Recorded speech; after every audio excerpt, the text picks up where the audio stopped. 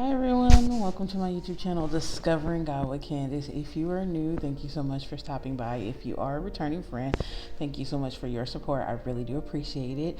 So in today's video, it is a Bible study, week number 8. I hope you enjoy. Let's get right into it. Okay, let's start with a prayer. Lord Jesus, thank you for this day. Thank you for all that you do today. And thank you for connecting us and allowing us to be able to connect on this Bible study and be able to share our testimonies. Lord, I just present this discussion that we're having. We ask you to come and be a part of it. Send your Holy Spirit to dwell in it, speak through us, and allow us to get whatever it is that you want us to get from it. And whoever's watching, allow them to get something from it as well. Lord, we ask that you guide us and watch over us and protect us and keep us and allow us to bear fruit for the rest of our lives off of what we're discussing today. In Jesus' name, amen. So let's read the introduction. Some sauce. What is this introduction? So we're on week 8. I can't believe we just read week 8. It's like, what? I'm blinking. So it says, I've been a part of church all my life, and one of the things I've known from childhood is the benediction. Signifies the ending of service. Of course, as a child, I didn't know the meaning of the word. I just knew that I wasn't supposed to leave before the benediction was pronounced by the pastor. But as we get older, we start to think we know it all, and we tend to get away from some of the principles we were brought up on. By the time I could drive myself to church, I'd come and go when I wanted. Sometimes I'd leave before the end of service just because I could, or because I was headed to work and was trying to beat the crowd out of the parking lot. As I become more familiar with the meaning of the benediction, however, I learned that it was God's blessing for his people, and I began to understand the need to remain in service until the end, as it was a very special part of the worship.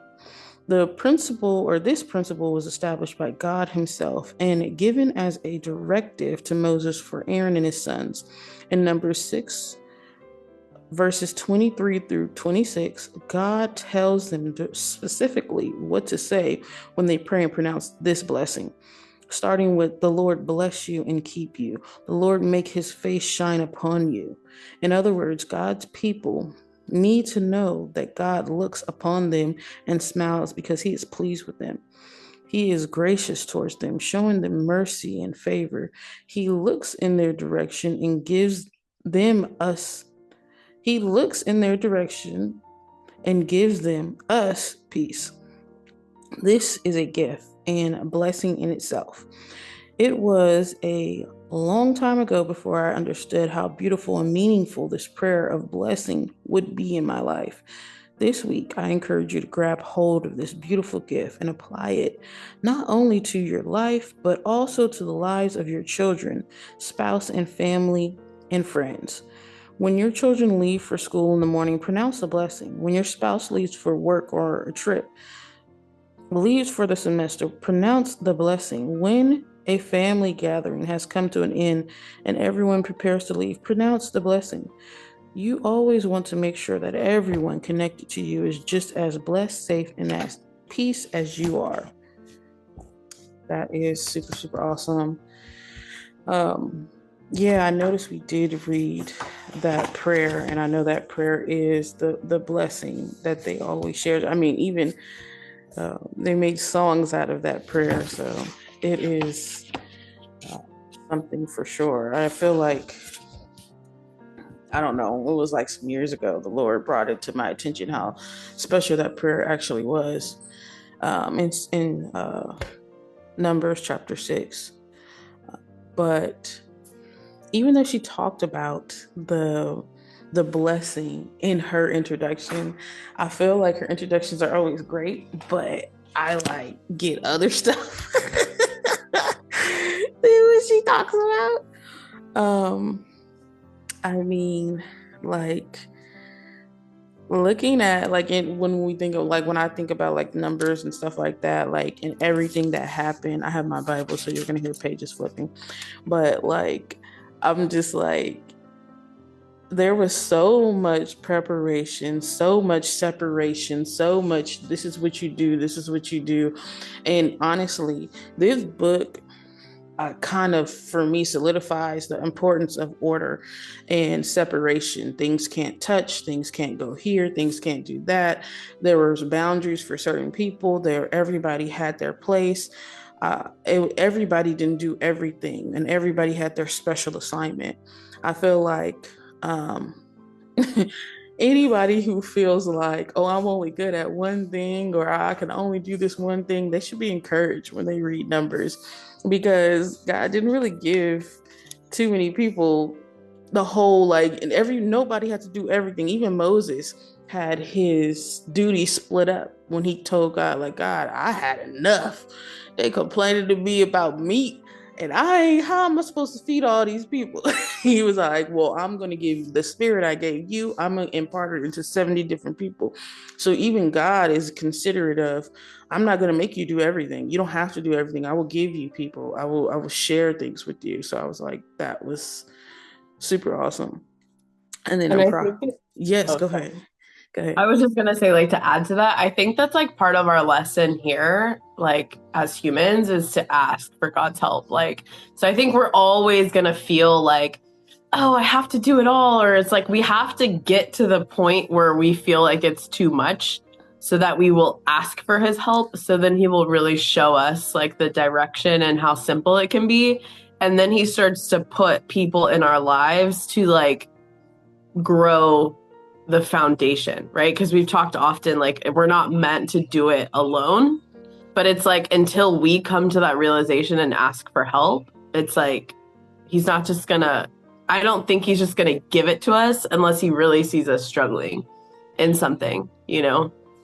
No, yeah, I agree. I feel like we should be asking, honestly, for God's help.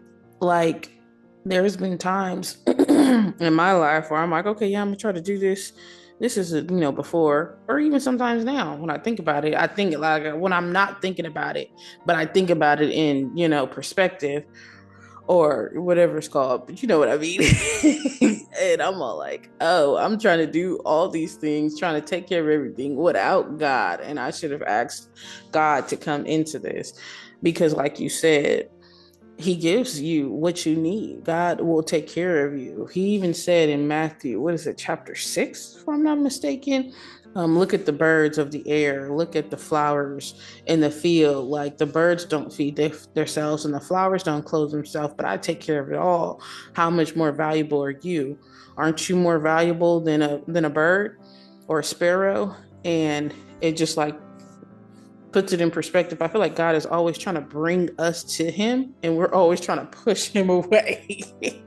It's like this back and forth, this tug of war that we have with God. And you know, we are really clever. We know how to make up great excuses to not use God. Like we can come up with all kinds of hypotheses and all kinds of explanations to try to explain him away or just we could come up with excuses for days and it's just all like, yeah, I'm gonna wait for you when you finish doing all that, I'll be here. Matter of fact, let me give you a little bit something else extra on your shoulder so you can maybe listen. It's kind of like when Jacob wrestled with God. And when we were reading Jacob's story and he was in the middle of the night and he wrestled with an angel and he just wouldn't stop until the angel hit his hip and then he was like, okay, bless me before you go. So it's like that. It's like, how long are we gonna wrestle? When are we just gonna surrender?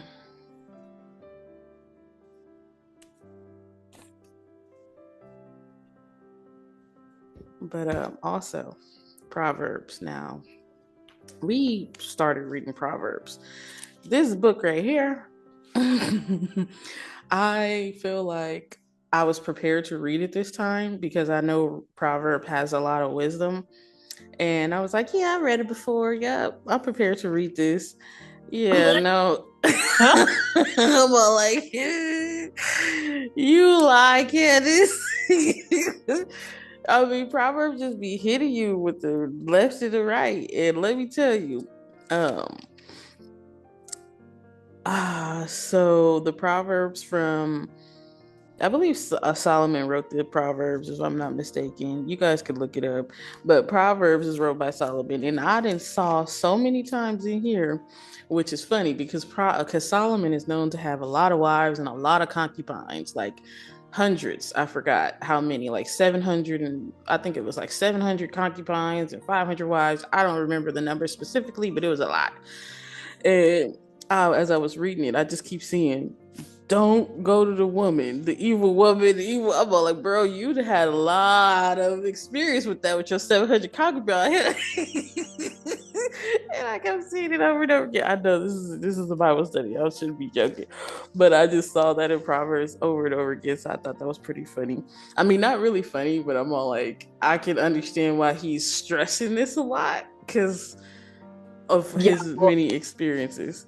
It's interesting because like when we parallel this to real life, like it's like the people who go through the trial and error process of like figuring it out, like whatever, you know, their niche or whatever it is, like for him, it was women, right? Like if, you know, for me, like I've worked really hard on my credit and like I like have built a program to help people like gain their credit back. And so I get hit with a lot of questions about that, but that's because I failed. Like I had to have the huge mistake of having a credit score less than 500, not knowing what it meant. And now it's like, oh, okay, because of that, like all of the wisdom that I've gained since then, you know? So it's like, sometimes we have to go through the valley in order to get the wisdom. So like we can ask for the wisdom and God's going to put us in places and experience to be able to gain that wisdom, you know?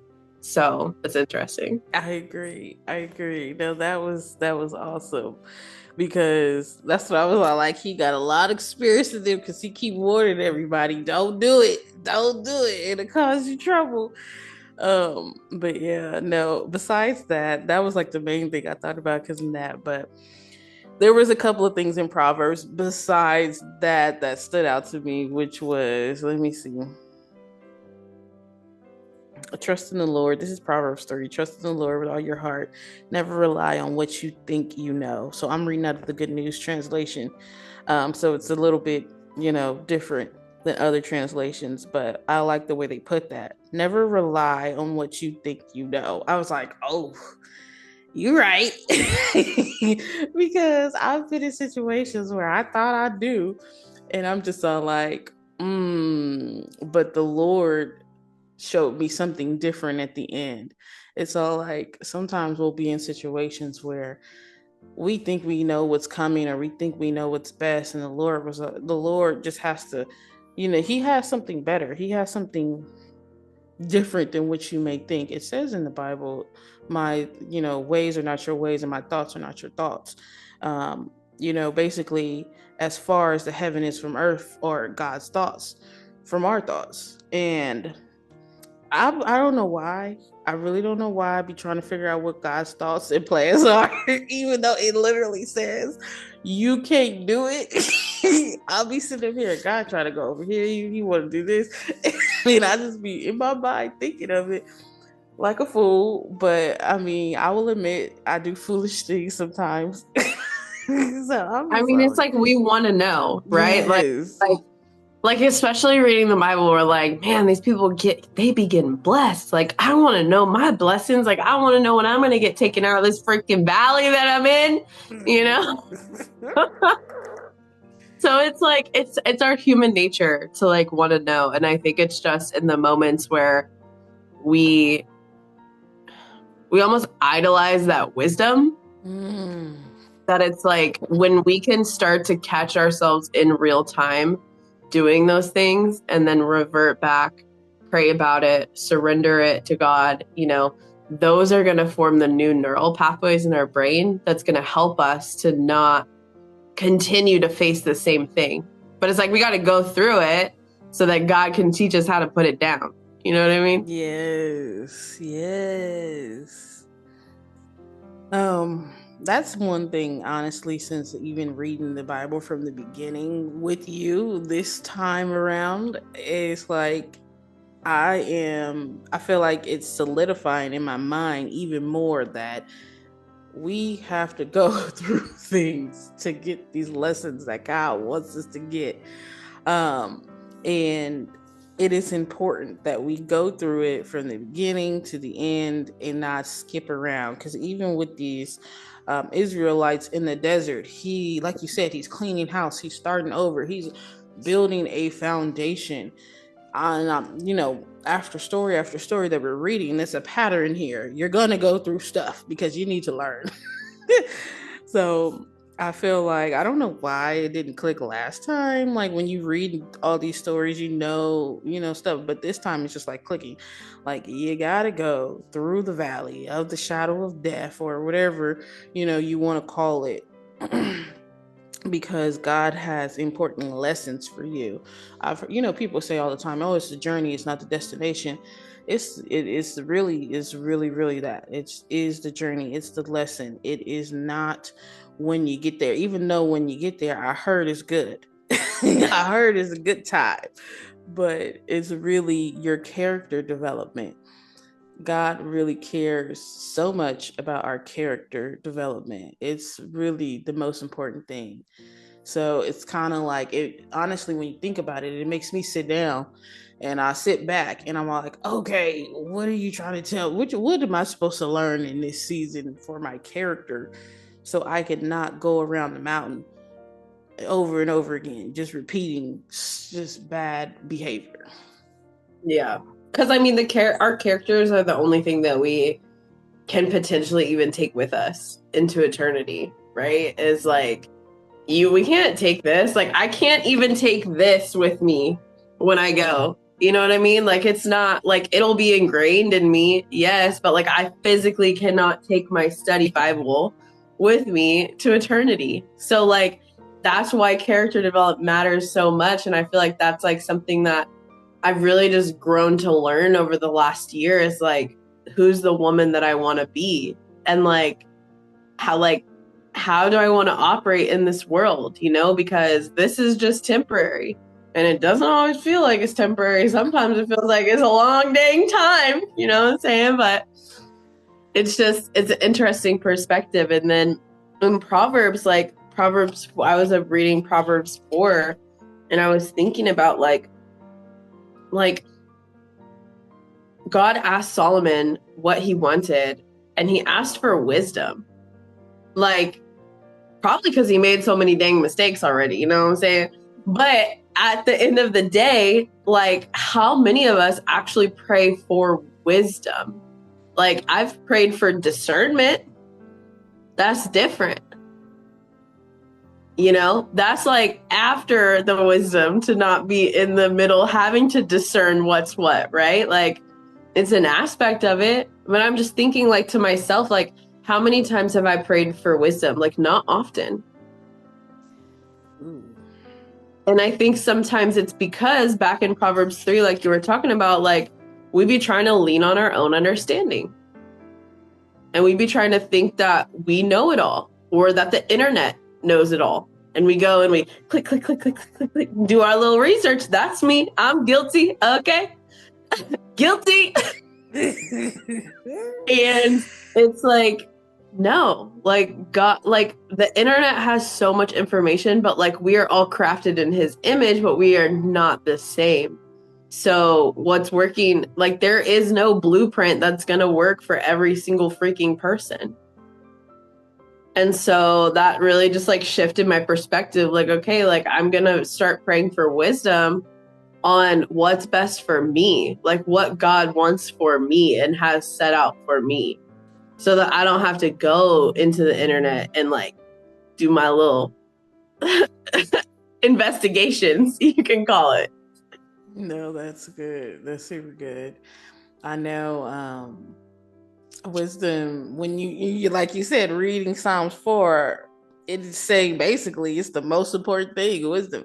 Ask for wisdom. And what you said makes sense because like you said, other things, when we do get those, wisdom ultimately could have prevented some stuff. Yep. So Yep. no, that's Or so could have good. brought it to us quicker, like whatever Yes. it is, like the wisdom on how to get the thing that we're trying to get, like don't pray for the thing, like pray for the wisdom of how to operate to get the thing sooner. Yes. There was also this other verse in chapter 4. And again, I'm reading out of the Good News translation. It's 4 verses 23. The way that they wrote this was, I feel like, kind of like a test to it correlates to everything we talk about just in general. It says, be careful how you think. Your life is shaped by your thoughts. And I feel like we touch on this pretty much in some type of way, almost, I don't know, every time we get together. Just your thoughts. um I'm all like, it's right here in the Bible.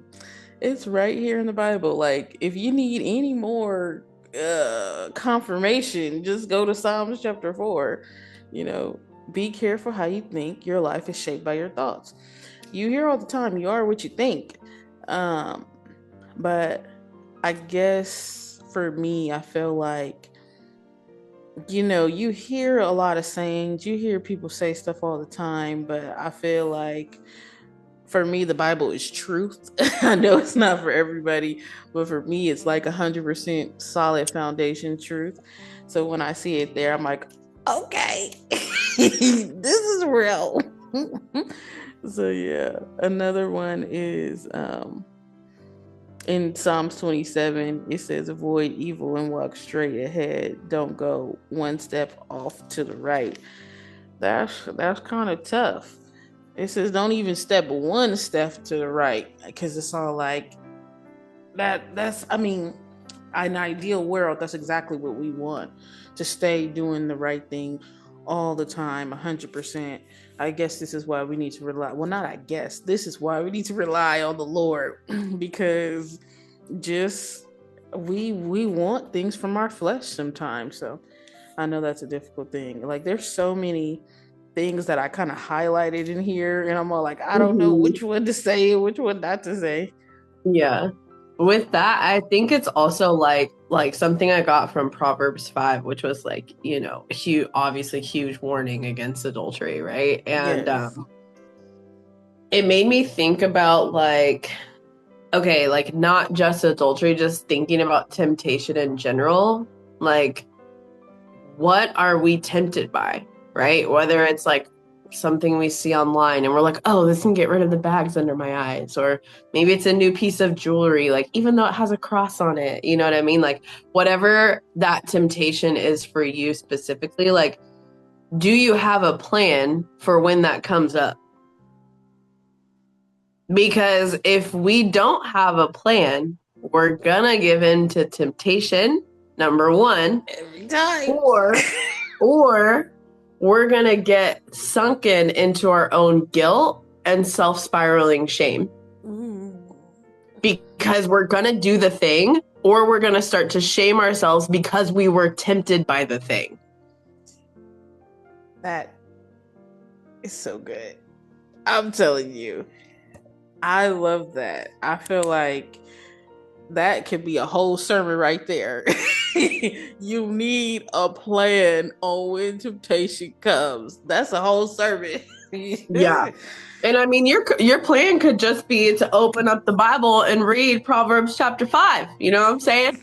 Like, or your plan could be like maybe putting that in your calendar for a celebration moment of like when you do X, Y, and Z, or, when you finish going through this valley, that's something that you reward yourself with in the future. Like, not all temptation is going to be like a negative, like full on step to the right. Like, but it's up to us to determine our environment, including not just the people, including the space, including everything that we're inputting into our bodies, whether it's water, coffee, juice, processed foods, like it doesn't matter. Those are all aspects of our environment. And we have to really take a look at like, okay, where are we going to be tempted in the environment that we're in? because we don't always have full control over that. Like, hello, we're humans, we have jobs, right? Like, we have to interact with people that we sometimes don't want to and go through the valley until God, says, hey, we're going to go over here next, right? But it's like, if we don't have a plan and a foundation, and that's also ties into the wisdom, right? Like, we have to pray for the wisdom to develop the plan so that when we're tempted, we could be like, whoop, no, thank you. I'm good. Put it on the back burner or whatever. Like, yeah, it really blew my mind when I was reading that part. I feel like that can set a lot of people free. Just a simple plan. You could stop being in the same cycle. Trust me. I feel like I definitely, sinned and felt guilty, or, everybody has that one or whatever. It could be two or three. Not judging nobody, but everybody has at least that one that always snares them, or that thing that they struggle with the most. And then they're in that guilt and shame condemnation cycle. And it's just all like, you need to develop a plan for when this happens. Mm-hmm. I love me some Proverbs. It's setting people free. I know. The captives free. Yeah, I think Proverbs has been like one of my funnest books to start reading. Yeah, it's awesome. I really do love it. It's like, it's so much though in one chapter. It's like, oh man. Like, it's like, I'm trying to grasp it. I just want to grasp it all. Yeah, it's like the tough parenting where like Psalms is like the rejoice, like excited parenting, like the loving part, and then Proverbs is like the discipline part. Like, you gotta have both, right? Let me tell you, you need it. You need it. It's important. At least I need it. I'm gonna put it down. I need it. Can I share like one more huge thing that stood out to me? Yes. Okay, so this was actually in Numbers, in chapter 11. Let me flip back over here. Got on my notes. Okay, so this has to do with Miriam. Okay, and so like, oh, sorry. No, it's okay. So there was like some leaves rustling outside, and I was like, I thought it was raining. I was like, what the heck is happening? Okay, anyway, so first I thought about, before we get into Miriam, I was thinking about like the people who were begging to eat meat. Like, they were so sick of what God had been providing them with. Like, they couldn't wait a little bit longer. And I mean, shoot, I'm guilty. Like, straight up, I've done the same thing, And it's interesting because in my own life, I'm thinking about, okay, like, well, when did I get that meat? And then like, what happened right after? Because like, those people got plagued. Like, those people died. Like, they were so like, stand strong and like, I'm gonna eat meat, you're gonna give me meat, or I'm gonna go back. You know what I mean? Like, and then God was like, okay, cool, yeah, you can eat this meat here. Bunch of birds, right? And then you eat it and you're like, yeah, I got it. And then you die, like, or you get incredibly sick, like. And that just, goes back to the Proverbs thing where it's like, don't trust in your own like knowledge. Like, what if you're literally just days away from having all the meat that you could ever want in your entire life? Like, the variety pack, you know what I mean? Like, it's like, we don't know what we can't see. And so it's like, it reminds me of this visual. I'll have to share it with you later, that like, when you're mining and you're like going through a tunnel, like, you could be so close to the gold, but you have no idea. And you're so sick of hitting the same wall that you're just like, okay, I give up. And you turn around, but you could be like this, like the wall could be like this more thick, And I was like, man. And then it also, like, to pivot kind of was how much their views of the Lord changed within the aspects of the day-to-day life. Like, as they continued to go on, they started to see the Lord in a lesser view because they didn't feel the blessings in real time. Like, they didn't choose to remember and celebrate what he just pulled them out of. So it's like, we got to remember our celebrations, and like when we get down, like that's why we have to go back and read our Bible. That's why we have to go back and, pray to God and ask Jesus to come into our lives, because like that's going to give us the joy to withstand the storm so that we can get to the other side of the storm, And okay. And then Miriam, man, I thought this was really interesting because we talked earlier about character. And she was Moses's sister. So she was upset because in the beginning, she's the one who saved Moses from the basket by the river.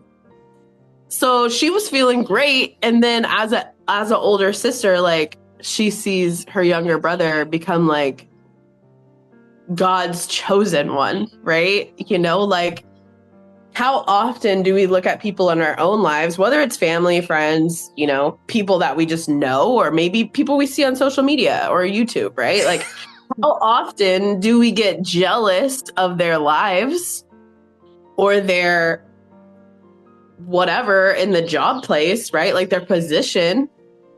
And then we start to attack their character. Guilty. Just did it last week. Guilty.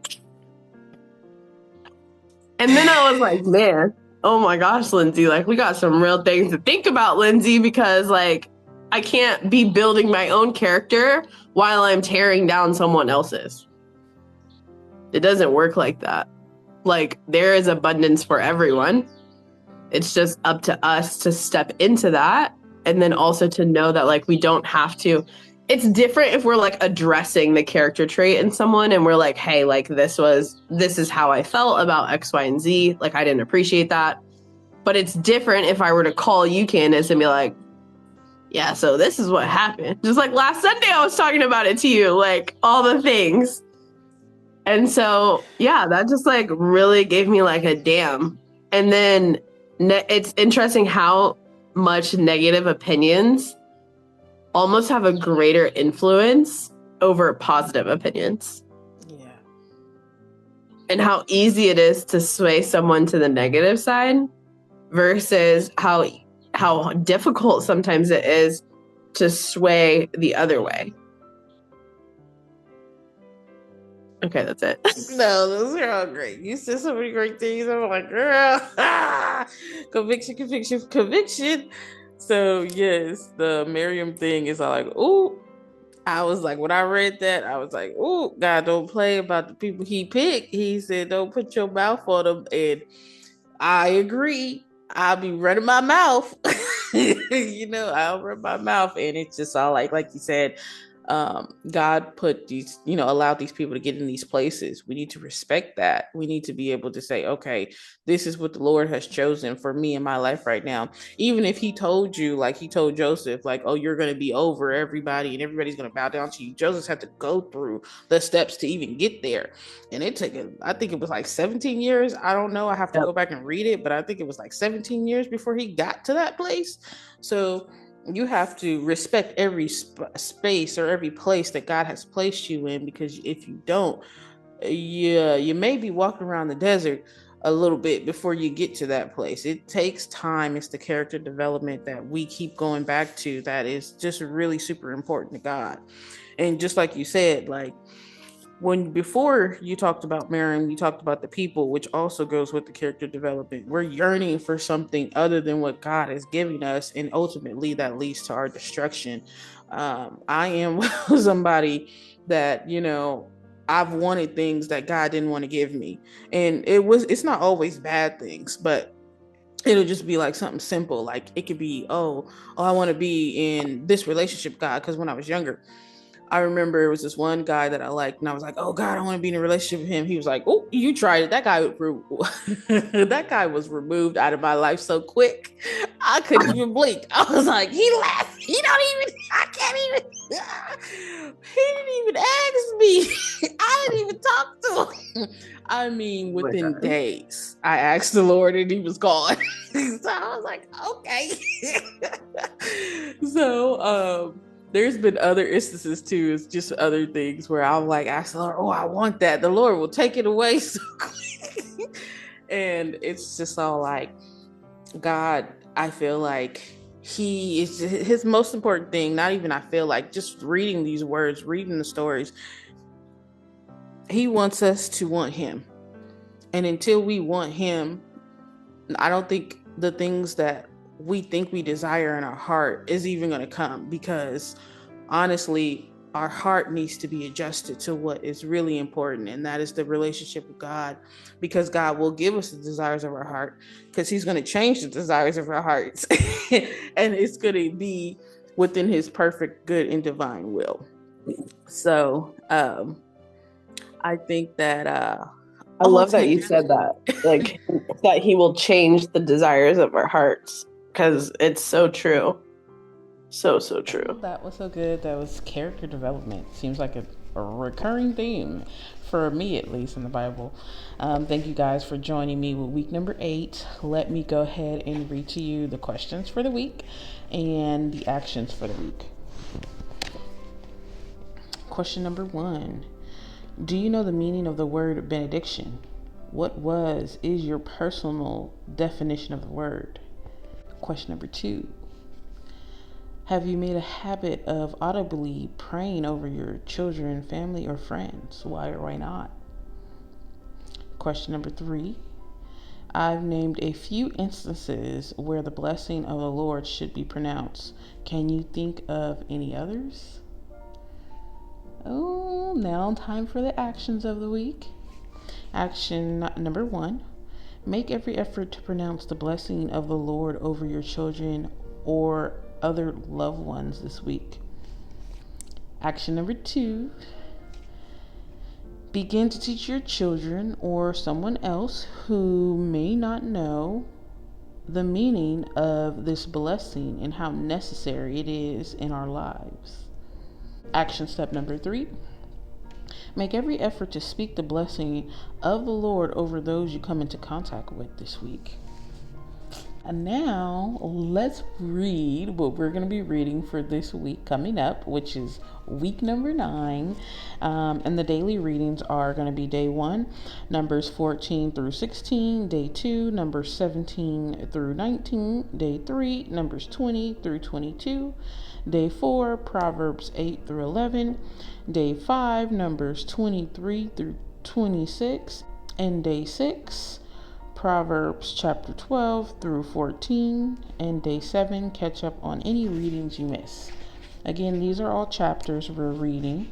Also, if you want to know, like you're writing it down, they're also going to be in the description box. Every week, I put the description of what we're going to be reading for the next week in the description box, so you can always get that information down there. And the title for the week is called Delay Does Not Mean Denial. So, man, sounds like a good week coming up. I don't know. I'm excited for every week, honestly. But I hope you have really been enjoying this Bible study as much as I have.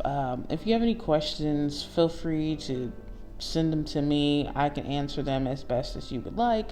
If you really are enjoying this Bible study, don't forget to hit the like button, comment, share with your friends, or share with somebody you may know that may need this. If this is your first time coming along and you happen to join my Bible study, welcome. I appreciate you. I appreciate you coming. And if you're a recurring friend and this is not your first time and you've been with us for multiple studies, or you've been with us since the beginning, I just want to thank you again for just your support. Let me go ahead and read the benediction. I'm going to read it out of the Good News translation. And for those of you who have been with me this whole entire time, you guys know why I choose the Good News translation, which is just because it's an easier read. Most people can understand it. No these and thous or anything like that. It's just simply so I can reach more people. That's the only reason why I read out of it. So, may the Lord bless you and take care of you. May the Lord be kind and gracious to you. May the Lord look on you with favor and peace. I hope to enjoyed that video today, and I can't wait to see you next time. Bye.